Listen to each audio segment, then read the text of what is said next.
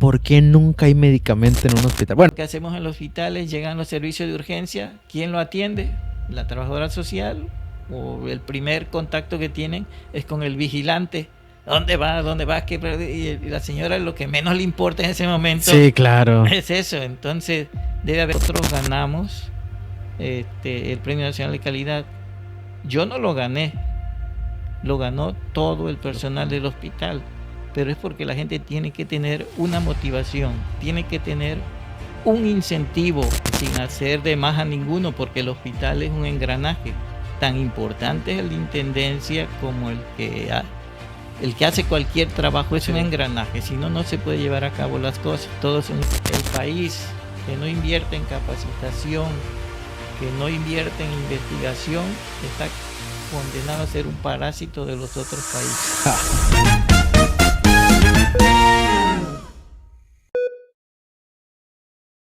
¿Qué tal, amigos? Bienvenidos a su podcast Parasetallón. El día de hoy estoy muy contento. Ya saben, como cada domingo, un episodio nuevo pues de este podcast médico dirigido para el público en general, donde aprenden algo. Las dos frases que siempre decimos en este podcast es: no se automediquen, y un video de internet nunca va a suplir una consulta médica. El día de hoy tenemos, estoy muy honrado, doctor, de verdad, por estar aquí y porque usted haya aceptado la invitación. Doctor, ¿cómo se encuentra el día de hoy? Muy bien, y pues agradezco tu invitación a tu programa de podcast de Parasetallón, ¿no? Parasetallón, sí. Parasetallón. Sí, nombre creativo, ¿no? Sí. Muy bien. Bueno, les quiero comentar un poco. El doctor es el doctor Arturo Montalvo Marín. Él es cirujano pediatra. Sí, ¿no? Pediatra y cirujano pediatra. Pediatra y cirujano pediatra. Ahí está, amigos. Quiero leer un poco porque hice mi tarea. Okay. Siempre. Muy bien. Usted es pediatra, bueno, estudió pediatría en el Hospital Infantil de México, cirugía pediátrica en el Hospital Infantil de México también. Tiene una maestría en administración y dirección hospitalaria y es experto en malformaciones anorrectales y patología de colon y recto. Además de eso, usted es exdirector del Hospital del Niño Rodolfo Nieto Padrón, aquí en Villahermosa, Tabasco, y justo vamos a nutrir un poco de ese tipo de temas. Y tiene 2 medallas, una en el 2010 y otra en el 19, ¿no? Medalla del mérito clínico. Y bueno, convirtió la cirugía, pues, en otra manera que quiero citar, ¿no? Yo creo que conoce al doctor Narciso, ¿verdad? Sí, cómo no, fue un exalumno mío. Neumólogo pediatra. Yo ahí también tuve el honor de conocerlo ahí por hace unos años. Y me gustó algo que él comentó, ¿no? Acerca de que usted convirtió la cirugía en arte, más que en incisiones, cortes y suturas, le devolvió la vida a la cirugía. Es muy bonita frase, ¿no? La vida es su hermosura, ¿no?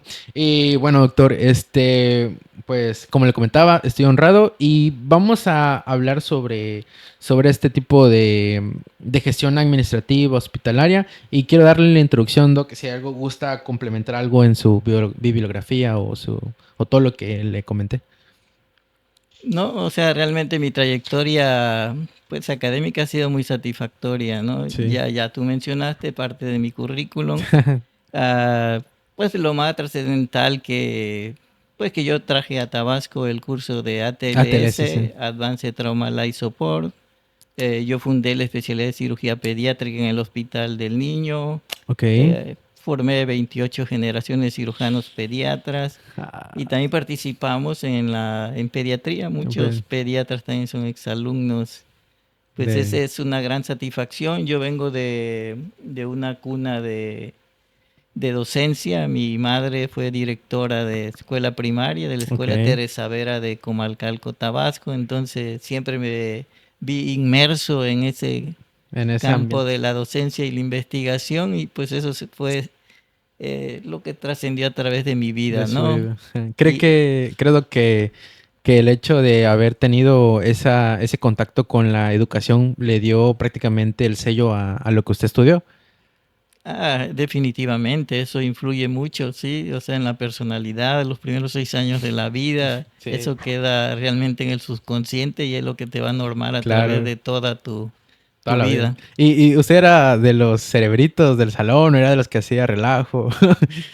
No, pues mi mamá, imagínate en ese tiempo, directora de escuela primaria, que esas directoras que eran durísimas, entonces Sin margen de para error. nosotros era siempre pues estudiar y sacar buenas calificaciones. Además te decían, es que eres tu hijo de una maestra y una directora. Entonces Sí, todos mis hermanos eran una competencia y sí, pues. también, pero Sí, una etapas muy muy bonita, bonitas. sí. De hecho, ahí vi que usted estudió en la técnica 42, ¿no? En la escuela federal Federal secundaria, secundaria, sí. sí, también estudié en la preparatoria en Comalcalco. Mi formación hasta la preparatoria fue en la ciudad de Comalcalco, ¿Y, Tabasco. y la universidad?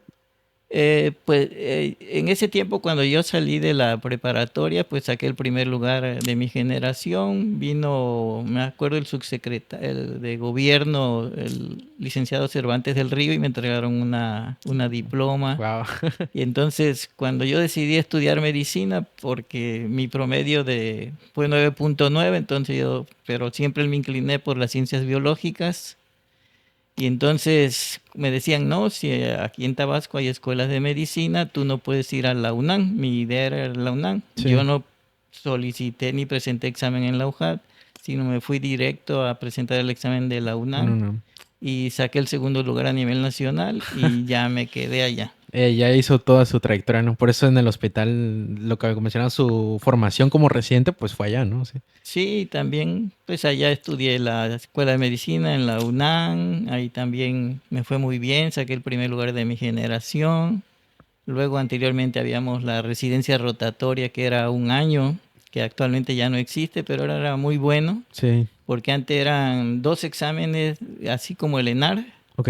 Teníamos que hacer un examen nacional para el RR, residencia rotatoria, y otro examen para la especialidad. Al terminar el Mm, RR, otro examen nacional, y ya si pasabas, pues ya escogías la la especialidad que especialidad. querías. Entonces eran varios, era como R0, ¿no? Que le llaman a veces, ¿no? Eran dos RR, Ah, ok. dos exámenes nacionales. Y así ya el R1 no entraba en cero porque ya había rotado antes, ¿no? Ah, No, bueno, depende de la especialidad. bueno, sí Si depende. escogías pediatría, pues son 3 años, y luego cirugía pediátrica son cuatro Pero, años, y así y así sucesivamente. suavemente. Sí, ¿cómo usted fue o llegó a ser director de hospital? Bueno, es una pregunta muy buena, ¿sí?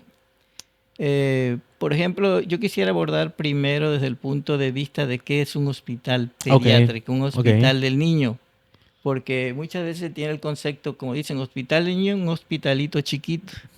Es el concepto, ¿no? Sí, Pero los hospitales de niños a nivel mundial abarcan una gran área de la pirámide poblacional, e inclusive tiene más áreas que en los hospitales de adultos. ok. Por ejemplo, yo como soy director de ATLS y ahorita tengo el grado de State Faculty de ATLS de toda la región del sureste. Por ejemplo, el equipamiento, si tú piensas, empezamos primero por la infraestructura del hospital. Ok. Por ejemplo, el Hospital del Niño aquí de Villahermosa realmente no fue construido como un hospital pediátrico, no fue hecho por arquitectos ni por ingenieros hospitalarios. Ok. Conozco toda la historia, fue hecho por 3 empresas diferentes, hacer cuartitos, cuartitos, cuartitos y luego rellenarlo. ¿Y cuál era la idea en ese entonces? ¿Era para un hospital o era para algún tipo de fundación o...? No era para hacer un hospital del niño nuevo, Ok. pero realmente no fue hecho como hospital del niño. O sea, las normas que debería tener un hospital no las tenían, las instalaciones, la infraestructura, no es así. Sí. Por ejemplo, te doy una anécdota. Cuando yo recién llego acá a Tabasco de regreso, en 1985, yo estaba de adscrito en el Hospital Infantil de México, Federico Gómez en México, y de allá me contactan para venir a un hospital del Niño Nuevo. Ok. Llego y entonces, pues el área de quirófano, que es el que me compete, la voy a visitar, y para mi sorpresa no había un área blanca, un área gris. Habían dos quirófanos y a los lados de los quirófanos habían baños, baño de hombre, baño de mujer. Entonces yo digo, pues, ¿Qué está pasando ¿cómo? aquí? Esto es increíble que... Entonces, desde ese momento me di cuenta que el hospital no fue hecho con una infraestructura, una arquitectura de tipo hospitalaria, Claro. sino nada más fueron adaptando los servicios por rellenarlos así. Entonces, bueno, nos dimos a la tarea. Yo digo, bueno, ya me vine a Tabasco porque yo estaba ya establecido en México y donde manda capitán no Sí, gobierna marinero. gobernador, sí es. Ya me quedé aquí porque estuve a punto de volverme a regresar al El hospital. amor lo trajo a Tabasco.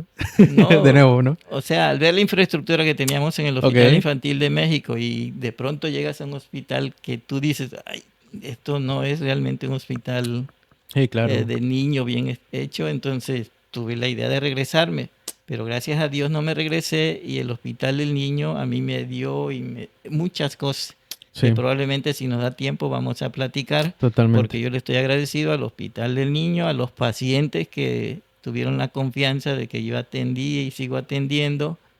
Entonces, para mí todo eso es muy satisfactorio. Estoy muy agradecido con el Hospital del Niño. Un niño. Entonces llega al hospital del niño a trabajar ya.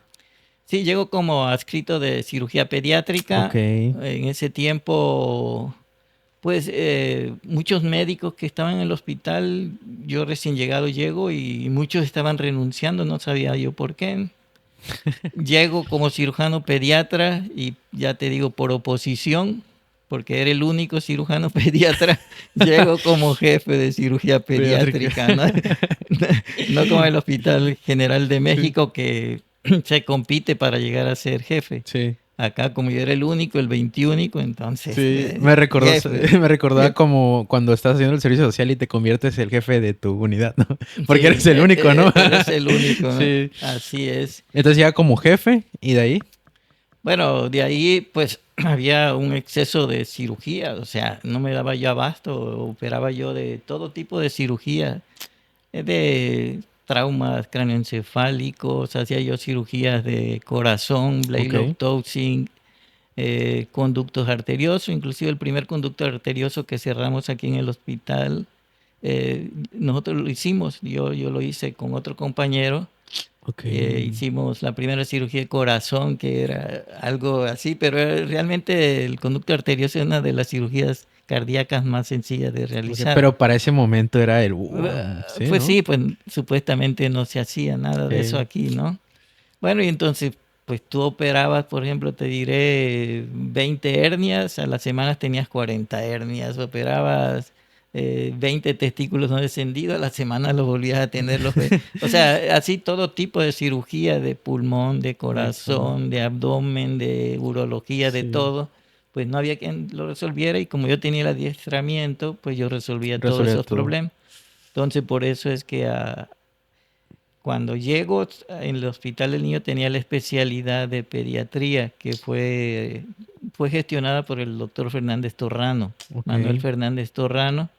Y como la docencia me gusta, pues empezaba a dar clases de pediatría, pero en el área de cirugía, al ver tanto volumen de cirugía, pues yo tengo la idea de hacer la especialidad de cirugía, el curso de la especialidad de cirugía pediátrica en Tabasco.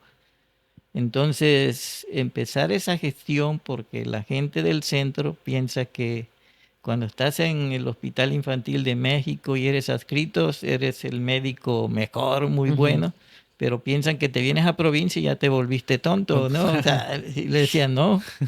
Y empezamos a gestionar en la UNAM. Tuve la fortuna de que había un compañero allá médico que era el jefe de posgrado de apellido Lavalle Montalvo, que era el jefe de posgrado, y por el apellido me pegué a él y empezamos a hacer las gestiones. Después de muchas supervisiones obtuvimos el reconocimiento de la UNAM para ser la primera sede formadora de cirujanos pediatras en todo el sureste del país. Wow. Hasta la actualidad es la única sede formadora de cirujanos pediatras, de recursos humanos en cirugía pediátrica en todo el sureste.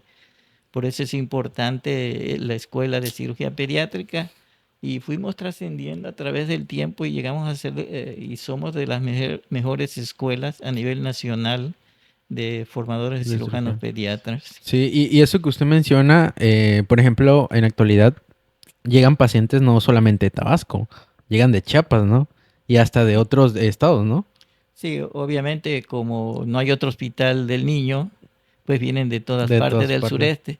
Pero inclusive aquí en Tabasco se enferma un niño, ¿qué es lo que te viene a la cabeza? Hospital del Niño. Entonces dice, el hospital del niño es un hospital de tercer nivel. Ujú. O sea, se supone que hay un primer nivel de atención a nivel de los centros de salud, de los, así los hospitales, luego el segundo nivel, hospitales generales, Generales. y el tercer nivel, Sí. los hospitales de alta especialidad. Sin embargo, yo considero que el hospital del niño sí es de 3 niveles, porque ahí vemos de De los todo. 3 niveles. O sea, te va a Sí, llegar de desde la gripita, la diarrea, hasta los casos más complicados. traumáticos, sí. Pero obviamente el trabajo de ir en la evolución, la formación de un hospital pediátrico es muy interesante, sí. Sí. Porque yo te diré, por ejemplo, ahorita nace un niño con atresia de esofágica, que es una cirugía compleja. El cirujano lo va a operar, pero tienes que tener una infraestructura, tanto recursos humanos bien calificados, ¿sí? O sea, como enfermeras bien calificadas, la infraestructura, la facilidad, o sea, el Sí, equipamiento los del insumos, hospital. todo, ¿no? O sea, es un equipo multidisciplinario para poder atender un paciente. Claro. O sea, es una labor de coordinar, formar y todo. Por ejemplo, yo en el hospital del niño, la primera clínica que yo formé en el hospital fue la clínica de malformaciones anorrectales. Por eso me dediqué a todas las patologías de colon y recto, enfermedades de Hirschsprung, estreñimiento, malformaciones anorrectales, todo lo que tiene que ver con patología de colon y recto, que estuve a cargo de esa clínica por 36 años. Entonces, pues adquieres mucha experiencia por el manejo de todos los Sí, claro. pacientes, ¿sí? Y que tienes que ir documentando. El que no documenta las cosas no va a adquirir conocimiento. Claro, sí. Mm. Y es importante, ¿no? Y además de eso, ahorita que usted comentaba de que muchas veces se satura el sistema, quizás por no, le podemos decir por no hacer un buen triage, por decirlo así. Eh, ¿Qué es un hospital del niño? ¿O quién debe de acudir a un hospital? ¿Cómo podemos decirle a la población, tienen que ir a este hospital?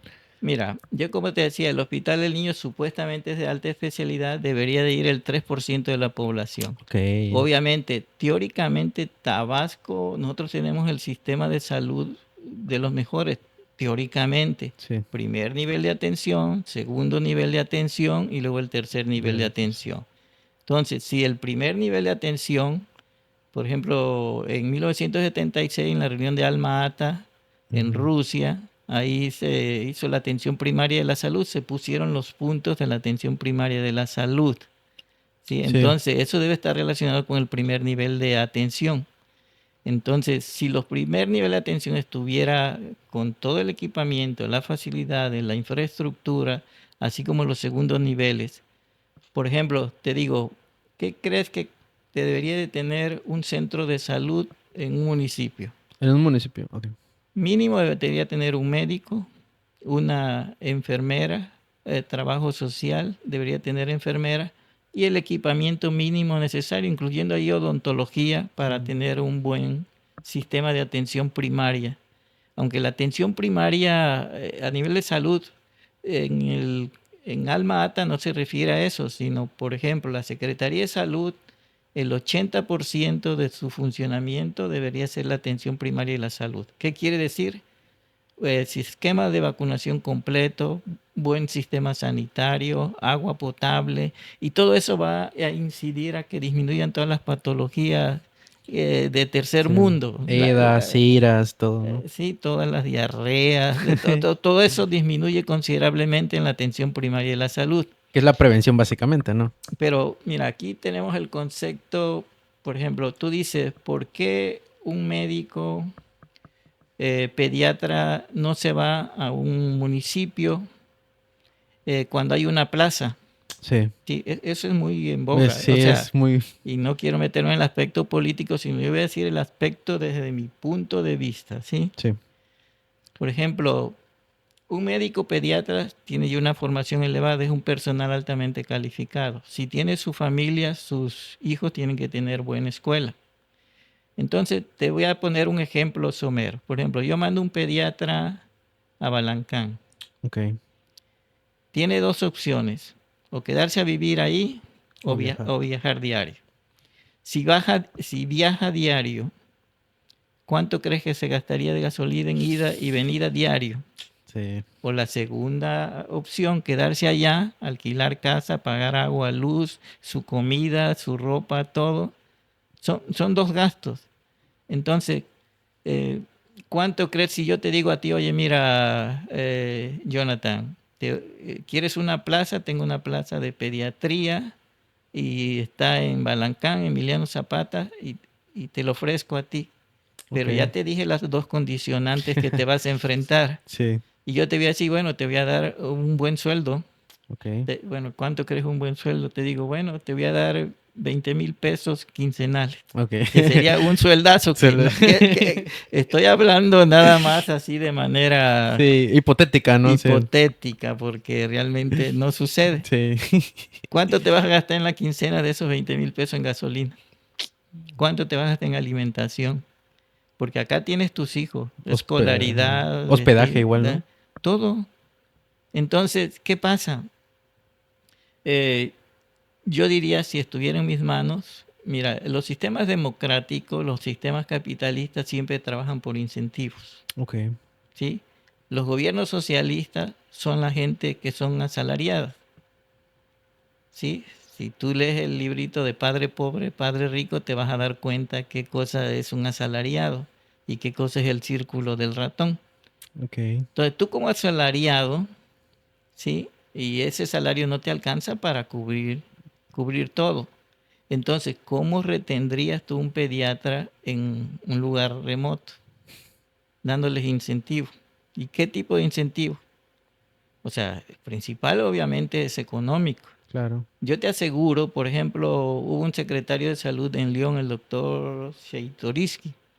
El hospital de León, Guanajuato, tenía un rezago, el hospital de ginecología, un rezago de 6 meses de cirugías atrasadas. Paso. Entonces él dio un sistema, a los médicos le dice, bueno, tu sueldo sigue, Ok. pero por cada evento que hagas de cirugía ginecológica te vas a llevar 500 pesos. Una comisión, ¿no? Por decirlo así.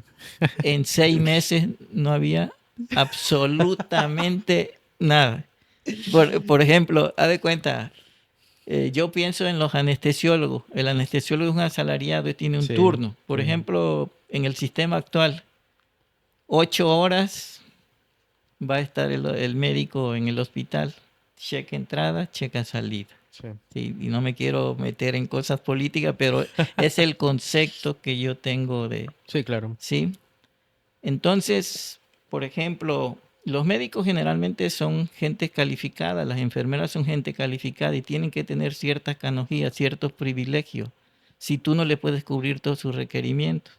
Te voy a decir, cuando el hospital del niño empezó, nosotros como médicos especialistas, por el mismo sueldo, cubríamos tarde, noche, sábados y domingos. Obviamente, con el tiempo te das cuenta que tienes ya la familia, tu familia Claro. creció y eso no te va a redituar. Sí, totalmente. Entonces, eh, un médico, por ejemplo, dime tú un precio que tú digas, este es un buen salario. Un buen salario. Así, hipotéticamente, dime Hipotéticamente, tú como médico que tú quisieras, te contratan en un hospital y digo, quiero ganar tanto. pues si yo le diría 30,000 quincenal. Bueno, no estás tan errado. Por ejemplo, la gente, en general el público, piensa que los médicos que están en los hospitales públicos tienen un sueldo muy elevado. Ok. Yo como especialista, cuando yo estuve en el hospital, porque ahorita ya me jubilé, mi sueldo era 12,000. Entonces, si tú lo sumas, lo divides en 15 días por 12, son como 700, sí. 750 pesos. Tú te sales a tu consulta y ya ganaste más con una sola consulta. Entonces, los médicos en las instituciones no están por el salario, definitivamente. Entonces, esos médicos tienes que darles ciertas canonjías, ciertos privilegios, porque ellos están, porque el hospital es una simbiosis, te reditúa otras cosas si te gusta. Claro. Si a mí me gusta la docencia, pues voy a estar en un hospital de docencia. Me gusta operar, me gusta investigar, me gusta publicar, o sea, me gusta dar conferencias. Casos raros hasta eso, no sé. O sea, eso te lo da el hospital, te lo dan los pacientes del hospital si te gusta esa parte. Ahora, si te inclinas por lo económico, pues te vas A la priva, ¿no? a lo privado, ¿no? Entonces, por eso, aprovechando este espacio que me da, que la gente se concientice que los médicos que están en los hospitales públicos no están por el dinero, están por que les gusta, El amor al arte, el ¿no? amor a la comunicación. Es que, por ejemplo, hay el concepto anteriormente en las historias y terremotos, ibas a ver que en los pueblos el sacerdote, el médico y el delegado o algo eran Sí. Los tres, no sé.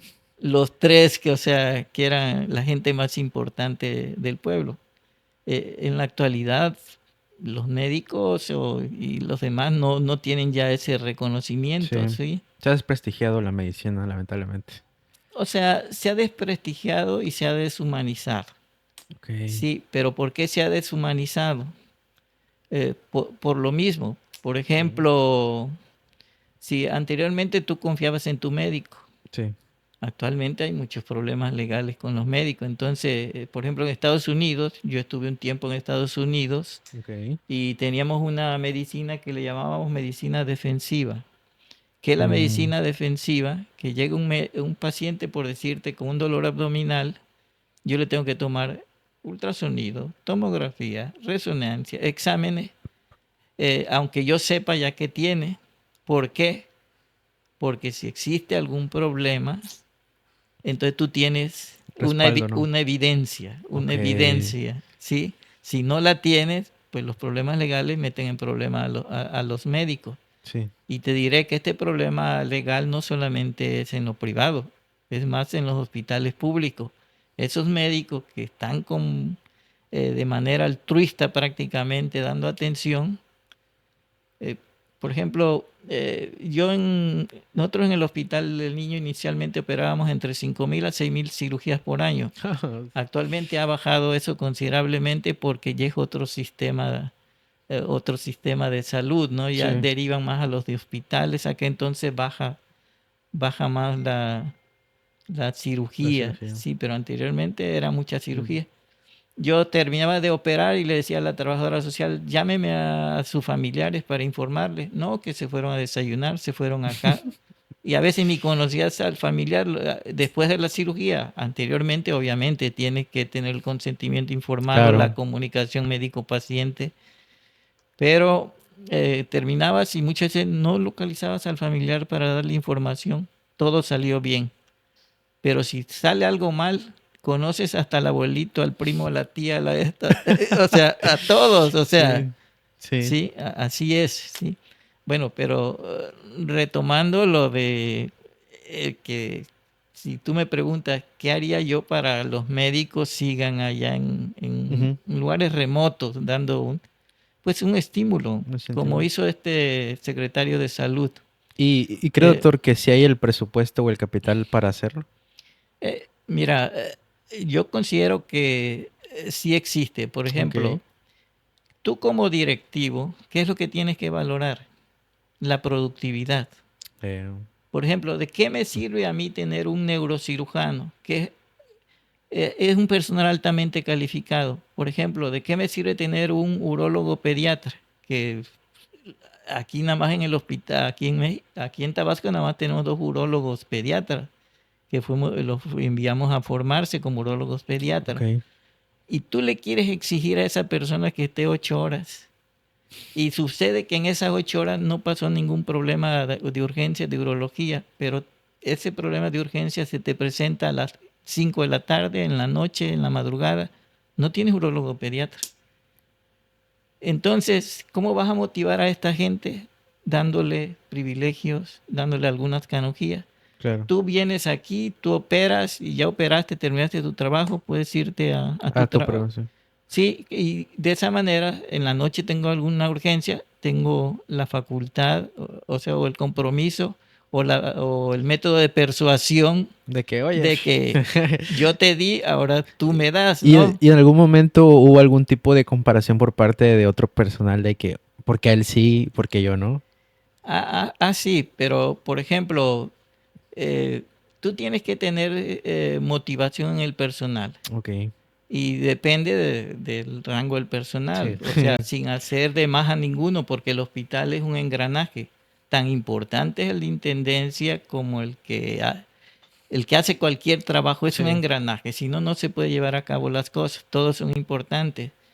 Pero te digo, un personal altamente calificado, si lo tengo yo esclavizado 8 horas y no me está produciendo, y luego en la noche llegan las urgencias y no tengo quien me resuelva ese problema, ese personal pues va a tener el derecho de decir, bueno, yo firmé entrada, chequé de entrada y salida, adiós. ¿Sí? Y no cuenta, te dicen, no, pues contrátate 10 cirujanos, 10 urólogos pediatras, turno de la mañana, turno de la noche, de la tarde, turno de la noche, sábado, domingo y día festivo. Tienes el recurso, no lo vas a sacar de abajo de la piedra, no vas a encontrar un personal altamente calificado. Porque solo hay 2. Y entonces, o sea, no piensan. Por ejemplo, una de las preguntas que leí que está ahí me pareció muy importante. ¿Qué es importante, ser médico o administrativo? Sí. Esa pregunta es porque a veces, inclusive nosotros entre los compañeros médicos, dice, tú ya eres administrador, ya se te olvidó la medicina, ya. Sí. No, fíjate, te voy a hacer una comparación. Ok. Los equipos de fútbol, ¿quiénes los dirigen? Puros administradores. Bueno, pero no. ¿Qué sentido? Los técnicos, sí. ¿Quiénes son los técnicos? Jugadores brillantes y que sobresalieron. En su mayoría. Si un jugador fue regular o algo, generalmente no va a llegar a ser director. Pero el que fue un buen jugador, como Rafa Márquez, ¿no? Que Rafa Márquez o como Hugo Sánchez. Bueno, pero no triunfó tanto. Guardiola. Guardiola, sí. Son gente que jugaron el fútbol, entendieron el fútbol, brillaron en el fútbol y ahora como director técnico ya no están jugando, pero son director técnico, tienen el conocimiento. Y tienen ese extra, ese plus de conocer el estar en ese puesto, ¿no? Y ya es un puesto administrativo, pero él ya sabe. Por ejemplo, yo te digo, los managers en el béisbol, ¿quiénes son? Los que están dirigiendo algo, es jugadores. Sí. Porque tienen el conocimiento. Tienen el cabello. Imagínate, a mí me ponen de director de la NASA. No sé nada de algo espacial, ni nada. No sé nada de eso. Entonces yo tengo una frase muy hecha, digo, la autoridad que no tiene una ascendencia moral ejerce el poder por no poder. ¿Qué quiere decir eso? Yo soy el director de la NASA, no sé nada de... ¿Y cómo voy a ejercer el poder? Por látigo. Sí. Una autocracia, acoso laboral, autoritarismo, porque yo tengo el desconocimiento. No, en cambio, pones a un jugador de director técnico que fue prestigiado o algo, tiene una ascendencia moral sobre los jugadores. ¿Sí? ¿Qué pasa aquí, por ejemplo? Yo veo, bueno, no quiero meterme en la política, pero por ejemplo yo digo, bueno, ponen un director de X hospital, no pongo X hospital. Nada más porque anduvo acompañando acá y sucede que ese fue el jugador regular o malo del equipo, pero luego lo ponen como el director técnico del equipo. ¿Tiene ascendencia moral? Si no brilló, fue porque no fue bueno. Sí. Entonces, ahora él es el que manda. ¿Cómo va a mandar? La autoridad que no tiene una ascendencia moral ejerce el poder por no poder. Entonces, pienso que, por ejemplo, a mí me gustaba mucho el sistema que tenía el Hospital General de Médicos. Okay.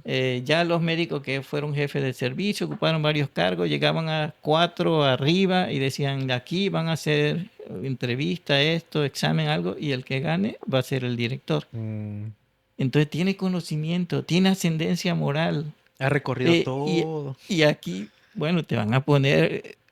Entonces, mira, aquí en los hospitales hay gente súper calificada y con experiencia, que te digo, que han brillado, han participado, han puesto en alto a los hospitales dando conferencias nacionales, internacionales o algo. Y ¿a quién ponen de director? No contesto, nada más lo dejo en interrogación. ¿Sí? Entonces, para que veas, contestando a tu pregunta de que ¿Debe ser administrativo o debe ser médico? o debe ser médico, ¿no? Sí, y es que al final de Sí. cuenta, como usted lo comentaba, la experiencia como médico, como usted comentaba, usted conoce a los especialistas, ¿no?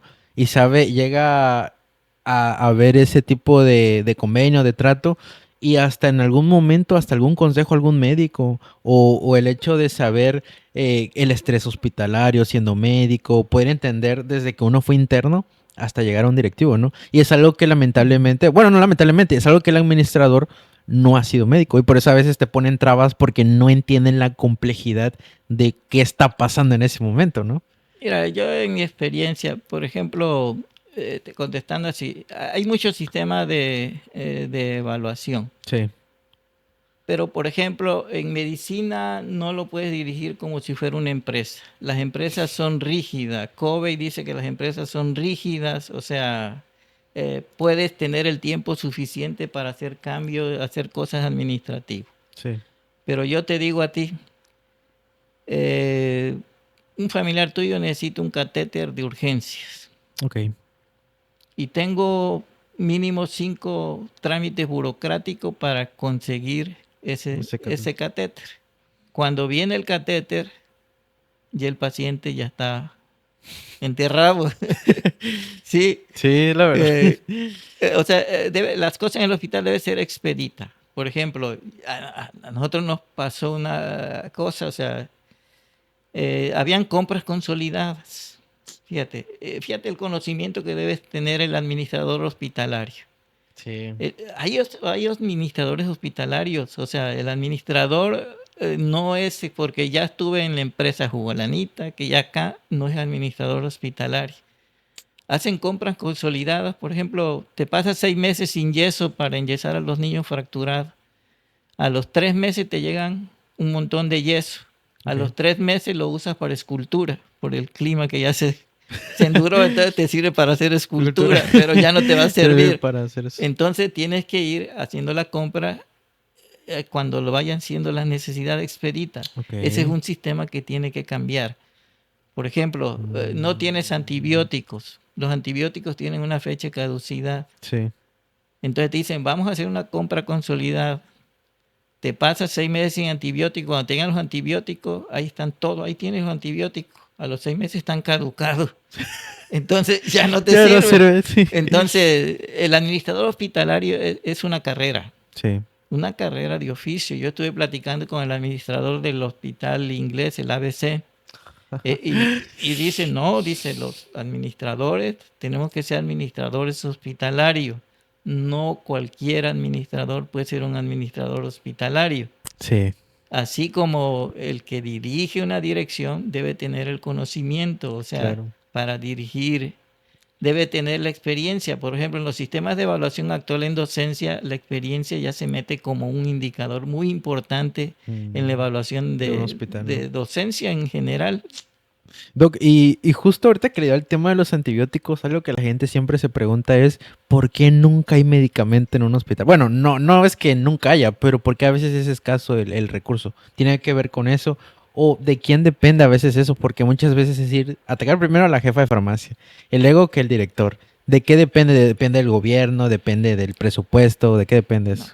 depende de una buena planeación. Ok, Por ejemplo, tú dices, al año consumí tantos medicamentos, qué tipo de antibióticos o algo, yo tengo que tener un staff. Hay cosas básicas, hay la pirámide de Maslow, que son las necesidades las básicas. Si básicas. tú lo extrapolas esto a los hospitales, un hospital que no te debe faltar, pues las cosas básicas. Eso lo Sí, tienes que tener de ley. de ley, las cosas que si la jeringa, Las las gasas, gasas, oxígeno, puntas, todo eso. todo eso es la base. Eso lo tienes que planificar y no te debe de faltar.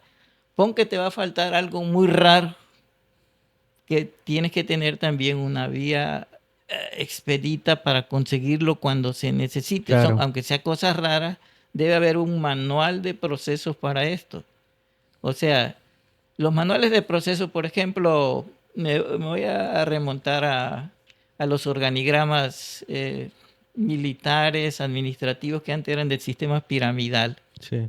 Acá el que está arriba es el que manda, ¿sí? Los de abajo no tienen voz ni voto. ¿Qué pasó en Japón? Cambiaron los organigramas. En lugar de ser piramidales, se volvieron horizontales. Entonces, tú tienes que darle poder a la gente que te apoya. ¿Y tú qué tienes que valorar? Producción, vuelvo a lo mismo. Y no me importa que, por ejemplo, Un cirujano pediatra, ¿no? Me decía. o un neurocirujano o algo esté enclaustrado en el hospital y no me haga ninguna cirugía. Sí. A mí lo que tengo que valorar como administrativo es la producción. Es donde se pierde el punto de vista. Si yo le digo al neurocirujano, tú me vas a operar, o al urólogo, o al ortopedista, algo, yo valoro tu producción. Okay. Yo no te voy a decir a ti cómo lo vas a hacer, boca arriba, boca abajo, en la tarde, en la noche o algo. Yo como administrativo te voy a valorar la producción. Operaste tanto en el mes y punto. No me importa cómo y a qué hora lo operaste, pero me estás rindiendo. Claro. Y no tengo que perder de vista de que te a 8 horas enclaustrado y no me haga nada. Claro. O sea, se necesita pensar. O sea, lógica, yo le llamo. Es lógica al final de cuentas, ¿no? Es Sí. lógica. Sí. Pero para esto tiene que haber experiencia. Por ejemplo, ha habido casos a nivel federal que ponen un secretario de salud, un licenciado, por ejemplo, y ponen al doctor Rodríguez Cumate, que era un médico prestigioso, como secretario de salud. ¿Quién cree que va a tener mejor administración? ¿Quién? El doctor Cumate, médico reconocido, con un prestigio, con conocimiento, con preparación, y no un licenciado que pues tiene experiencia en litigio, en esto o algo, pero no tiene experiencia en salud. Claro, y volvemos lo mismo con lo del técnico de fútbol, ¿no? Abraham Lincoln decía, Abraham Lincoln iba a las reuniones y le decían, oiga, ¿cómo usted le da tiempo para ir a las reuniones? No, dice, es que yo escojo a los mejores en su área. Y ellos, yo no les digo cómo van a hacer su trabajo, ellos me tienen que responder a mí, pero yo no les digo cómo van a hacer las cosas. Yo los empodero en su lugar, pero ellos me tienen que a mí dar resultados, ¿no? Resultados. Yo no les voy a estar diciendo nada. Entonces, si yo como director voy y me estoy involucrando con el neurocirujano, oye, pero es que tú tienes que operar así, tienes que operar acá, tú me tienes... No, yo tengo que valorar su producción. Claro. No tengo que ver cómo lo va a hacer. Y eso es muy importante, ¿no? Porque al final de cuentas le termina dando esa libertad que se traduce en productividad, lo que usted comentaba perfectamente, doctor. Y algo que es importante es acerca de los retos, o más que retos, el talón de Aquiles de los hospitales. ¿Usted cuál considera que es el talón de Aquiles? Yo como personalmente de lo que he visto en mi corta experiencia, y es que muchas veces el mismo personal no cuida las instalaciones, no hay como ese amor a la institución, pues como sentirse parte, ¿no? Y eso muchas veces se termina traduciendo a que golpea el mueble, deja el baño sucio, etcétera, etcétera. Eso para mí es, pues, es como lo que perpetúa a veces que un hospital no sea bien. Para usted, ¿cuál es el talón de Aquiles de un hospital? ¿La mentalidad, recurso? ¿Cuál? Sí, mira, cuando hablamos de calidad tenemos la satisfacción del usuario externo, Ok. la gente que llega a los hospitales, pero se olvidan de la satisfacción del usuario interno. Al usuario interno tienes que motivarlo, tienes que usar las 5 S japonesas para que tengan una sensación de bienestar y se sientan bien en los hospitales. Sí. ¿Sí? Y como dicen, el modo de pedir está el dar. Entonces, tanto debemos enfocarnos en el usuario externo como en el usuario interno. Sí. O probablemente hasta más en el usuario interno porque es el que va a tratar a la gente externa. Y ese es el conflicto que existe, ¿sí? Entonces, de esa manera debe de abordarse para que no tengamos ese problema, ¿sí? Sí. Por ejemplo, yo cuando fui director del Hospital del Niño, ganamos el Premio Nacional de Calidad a nivel de alta especialidad. Wow. Competimos con el Hospital Infantil de México, con la Raza, con el Centro Médico, con el Instituto Nacional de Pediatría, y nosotros ganamos el Premio Nacional de Calidad. Yo no lo gané, lo ganó todo el personal del hospital, pero es porque la gente tiene que tener una motivación, tiene que tener un incentivo, tiene que saberle llegar a la gente para que sienta que el hospital es de él, que es su segunda casa. Sí. O sea, que no sientan que cuando llegan a una institución, que sientan que es extraño. Por ejemplo, llega un médico que está 30 años pasando por la puerta de entrada del hospital y cuando llega, deme su credencial, deme esto, que es, o sea, oye, tengo 30 años viniendo, pasando, viendo acá. Entonces, eso el personal lo toma como un acoso laboral. Sí. Entonces, dice el hospital, bueno, pues ya acoso yo voy a hacer lo mínimo. Un personal puede cumplir con lo que le piden, es ser una persona eficaz. Sí. Una persona eficaz es que yo te digo, estas son tus tareas, todo lo que tienes que cumplir. En tu labor de trabajo lo puede cumplir. Pero una persona eficiente es aquella que además de lo que tú le pediste, pone algo extra. O puede también resolver problemas sin que tú estés presente. Sí. Es una persona con efectividad, que es diferente a una persona eficaz. Entonces, con los sistemas actuales buscamos que la persona sea eficaz, pero no sea eficiente, que no tenga efectividad. Entonces, no te va a dar más de lo que tú le pidas. de lo que tú le pidas. ¿Por qué? Porque no lo motivas, le estás dando cierto tipo de cosas. Si tú le das ciertas canonjías, no digamos económicas, le haces un reconocimiento, hay muchas técnicas para motivar al personal. Pero si tú no las llevas a cabo, el personal va a estar descontento. Y el personal va a ser como que trabaja. Pero no trabaja. Pero no trabaja. O sea, esa es la experiencia que debe tener un directivo en motivar a la gente. ¿Sí? Entonces te digo, vuelvo de nuevo. Tú fuiste un jugador de béisbol regular. ¿Y tú crees que a ti te van a decir, vas a llegar a dirigir un equipo de ligas mayores? Pero sin embargo, tú eres mi amigo y fuiste un jugador regular. Pero yo te digo, ahora tú vas a dirigir a los Yankees de Nueva York. Entonces, todo el concepto, pues tiene uno que tener. Mira, el sistema de salud actual tiene que tener muchas modificaciones. Hay que tomar lo bueno de lo que está hecho, pero hay muchas cosas que se pueden hacer para incentivar a la gente y tener mejores resultados. Okay. Sí, y muchas veces no estamos hablando de lo económico, estamos hablando de gente con experiencia, de gente de motivación, gente que reconozca su personal, que conozca. Por ejemplo, yo siempre decía, en el hospital, lo más importante en el hospital, ¿qué cosa crees que es eso? ¿Qué es? Pues yo considero que es esa comunicación y ese trato a las demás personas. No, es el recurso humano. Ah, bueno, sí. El recurso humano en el hospital, por ejemplo, donde yo laboré en el Hospital Niño, el recurso humano es lo más valioso que tiene el hospital. Hay gente extraordinaria, gente con una preparación maravillosa. O sea, pero la gente se desilusiona cuando tú dices, bueno, hay médicos prestigiados que esto, y de pronto te ponen un director que tú dices, bueno, ¿dónde salió?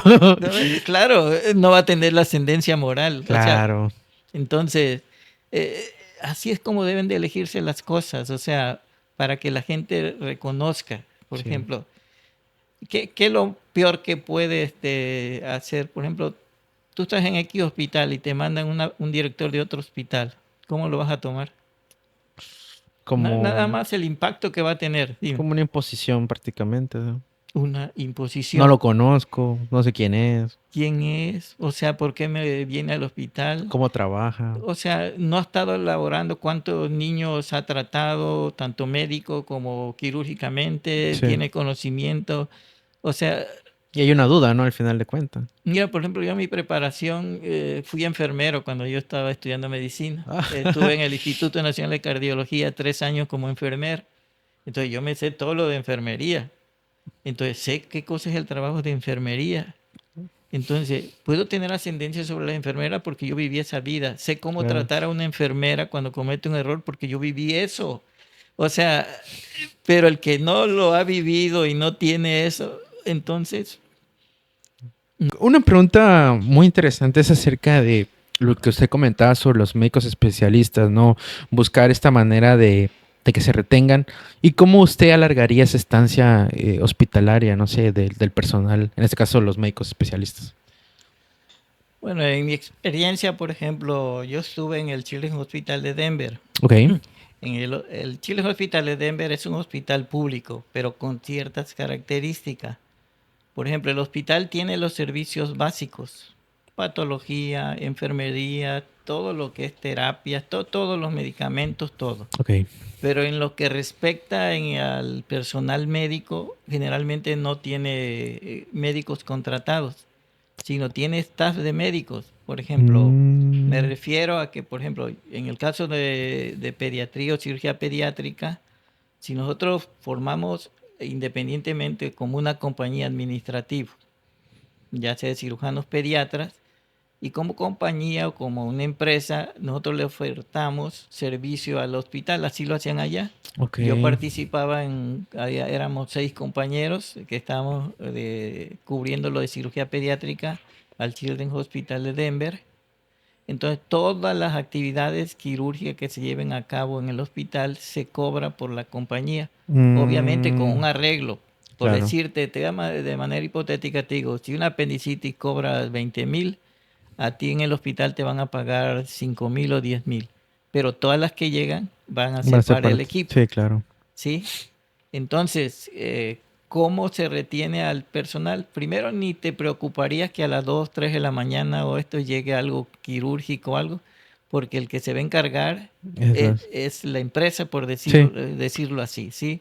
Que si no tengo ginecólogos, si no tengo ortopedista, no, no, cada una son empresas independientes, ¿sí?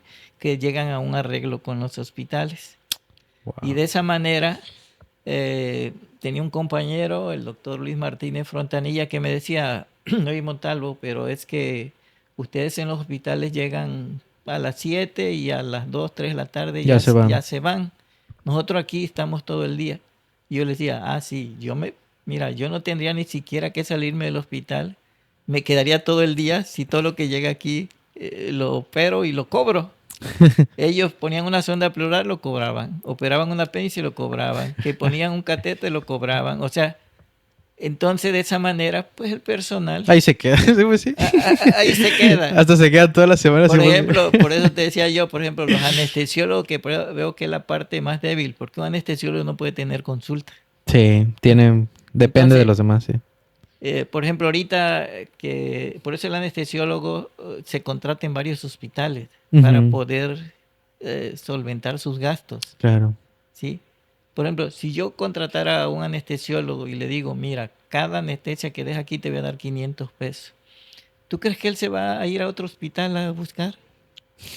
Va a estar ya llegar desde las 7 y va a quedarse hasta las 8 o 9 de la noche porque sabe que cada evento que haga Claro, sí. va a ganar. Y hasta lo va a hacer Eh, con más ganas, al final de cuentas. Así retengo Retengo más. fácilmente al personal de esta manera, ¿sí? Sí, güey. Obviamente es cambiar un sistema de salud. Otra idea del cambio de asalariado a una idea más, yo diría, democrática o capitalista Por comisión, sí. o ganar, ganar. Sí, al final de cuentas sí, Es eso. un sistema de ganar, ganar. Sí. Y yo creo que, como usted comentaba, ¿no? A medida que pasa el tiempo se ha aprendido más y aprendiendo. Y yo creo que en un futuro puede tomar esa directriz, ¿no? Y usted como director de un hospital sí tiene no la capacidad, tiene el derecho de ingerir en, por ejemplo, en hacer ese tipo de comisiones extra.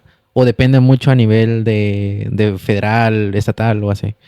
Sí, esto tienes es un equipo de trabajo y, y se tienen que retroalimentar, o sea, hacer un análisis de los sistemas de salud, cómo han funcionado, Ok. qué es lo bueno de un sistema, qué es lo malo, dónde vamos a mejorar, y en eso en conjunto se toman las decisiones. Tú Mm, dices, por ejemplo, está el libro este ¿cómo se llama este coreano que hizo el libro de la meta de Goldgram? ok.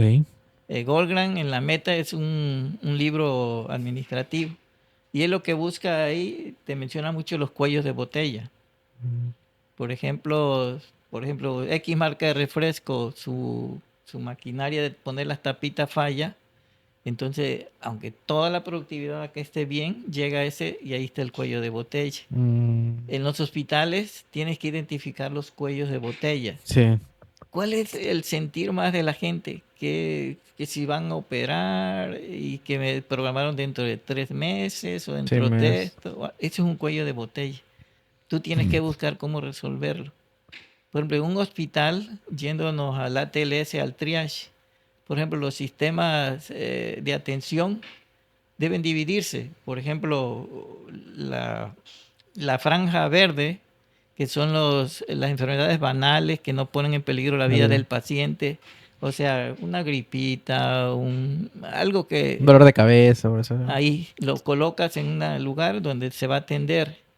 Luego, por ejemplo, si vienen los problemas, El amarillo, ¿no? el amarillo, que ameritan una atención más rápida que los de verde, o vienen los de rojo, que viene alguien con problemas de vía respiratoria, Sí, que necesita un asma bronquial severa, un cuerpo extraño, un shock anafiláctico, sí, o sea, un traumatismo severo. Eso debe tener atención rápida. sí, Entonces se deben de organizar y de esa manera ir atendiendo a todos. sí, Entonces, ¿qué es lo que hacemos en los hospitales? Llegan los servicios de urgencia. ¿Quién lo atiende? La trabajadora social, o el primer contacto que tienen es con el vigilante.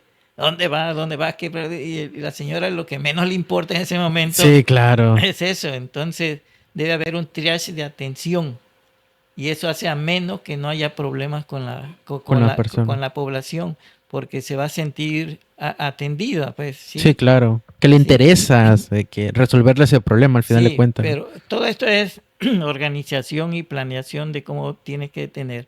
Debes tener un consultorio para los verdes, uno para los Y, amarillos, para los rojos. Tienes que tener organizado para que de esa manera la atención sea buena. claro, Porque, por ejemplo, los servicios de urgencia son las caras del hospital.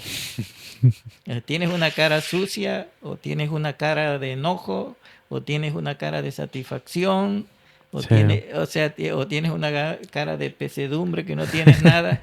Entonces, desde que llega, pues la gente se va a formar un concepto. sí, claro. Y entonces, esa es la cara del hospital. Entonces, ¿cómo va a hablar la gente de un hospital con la cara? ¿Cómo voy a hablar yo la cara de una persona si la veo enojada, adusta, pues ni me acerco? O Sí, sea, entonces, uno tiene que tener conceptos bien establecidos, claro, identificados, tanto estos cuellos de botella como los puntos para la atención y la satisfacción del usuario externo, pero sin perder de vista la satisfacción del usuario interno, que sí, ese es un problema muy, muy grave, ¿eh? sí. Sí, si tú a tu gente, a tus trabajadores No los los tratas cuidas, ¿eh? mal, pues también esa atención se va a reflejar, Sí. ¿sí? Perfecto, Doc. Doc, le quiero agradecer mucho por este tiempo. La verdad es que estuvo muy padre la plática. ¿Algo más que le gustaría agregar para cerrar este capítulo, este podcast? ¿No? Primero es que la gente tenga un concepto muy claro de qué es un hospital del niño. Sí, El hospital del niño, aparte de todos los subespecialistas, que también son de los adultos, pero están especializados en el área de pediatría. Así como hay ortopedistas de adultos, hay ortopedistas pediatras, cardiólogos de adultos, cardiólogos pediátricos, etcétera. Así son todas las subespecialidades. Y no es lo mismo que, por ejemplo, un médico de adultos trate un niño. Los niños no son entes pequeños, sí, sino tienen características anatómicas, fisiológicas totalmente diferentes, de desarrollo, de madurez, en el aspecto afectivo, psicológico, son totalmente diferentes a los del adulto. sí, Y los hospitales pediátricos son los que necesitan más infraestructura que otros hospitales. Por ejemplo, el hospital pediátrico abarca desde el niño prematuro, inclusive ahorita estamos abarcando desde el inútero, desde el nacimiento. nacimientos. Entonces son niños que 500, 600 gramos, hasta el niño adolescente, que el área adolescente es la que se ha perdido porque mencionaba que generalmente los hospitales del niño ven hasta 15 años y tenemos el área de 15 a 18 años Va, sí, que ni lo atienden los hospitales pediátricos ni los hospitales de adultos. Este es un área que debe identificarse como problema de salud Sí, Sí, porque en esta área el aspecto del adolescente, la medicina del adolescente, el aspecto psicológico, afectivo del adolescente es una etapa que tiene que atenderse. sí, Entonces, por ejemplo, nada más para concluir, te voy a decir por qué los hospitales pediátricos deben de tener mayor infraestructura, inclusive que los hospitales generales. En hospitales generales, en el aspecto, por ejemplo, de vías aéreas, puedes tener 3 o 4 números de cánulas para intubar. sí. Tienes que tener 1, 2 o 3 hojitas de laringoscopio para intubar. Puedes tener 3 o 4 válvulas bolsa mascarilla para ventilar. Pero dime tú, un hospital pediátrico, tú vas a usar lo mismo en un niño que pesa 500 gramos, 600 gramos, 800 gramos, 1000 gramos, el que pesa 1 kilo, 2 kilos, 10 kilos, o el niño que tiene 18 años y te llega con 100 kilos. Entonces tiene que tener equipamiento y para Para todos, sí. esas edades. Sí, Entonces, por eso te digo, y así es en todas las áreas de los hospitales pediátricos. Por eso te digo que los hospitales pediátricos, la gente o los que están encargados piensan, hospital del niño, algo chiquito. algo No chiquito. es algo chiquito, es algo muy importante. Sí, Y tener en cuenta que la atención de la niñez es lo más importante porque es el futuro de un del país. Y para concluir te digo, el país que no invierte en capacitación, que no invierte en investigación, está condenado a ser un parásito de los otros países. Lo mismo, nosotros en innovación México está como más del 100 de los lugares. O sea, no hacemos innovación. ¿Por qué?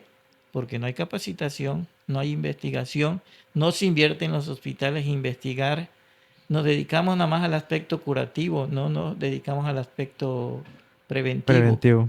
Tenemos muchos hospitales de tercer nivel curativo, pero eso no deberían de estar saturados los hospitales de Así tercer es. nivel. Si el trabajo abajo se hace de manera correcta, no estaríamos saturados. Tenemos que tener bien organizado nuestro primer nivel de atención, segundo nivel y tercer nivel de atención, y tenemos que tener el equipamiento y las facilidades en los hospitales, y sobre todo en los hospitales pediátricos, porque es el futuro del país y sí. del mundo. Los niños son el futuro, ¿sí? Y la atención de los niños en todos los aspectos biológicos, psicológico y social, en todas estas esferas, es importantísimo. Sin palabras. Doctor, ¿cómo lo podemos encontrar si alguien gusta una consulta, cualquier tipo de opinión? Bueno, consulta. Yo tengo mi consultorio, está en Tierra Colorada. Ok. Se llama CMI, Centro Médico Infantil. Infantil, ok. Entonces aquí va a estar apareciendo los datos de su localización sí, y todo. Ahí me pueden localizar en Google. ¿Redes sociales tiene? Sí. Perfecto, con su nombre lo pueden localizar, ¿verdad? Así es. Perfecto. Doctor, pues le agradezco mucho pues esta plática. Gracias a todos los que se quedaron hasta el final en este episodio y como cada domingo nos vemos en el próximo episodio. Chao.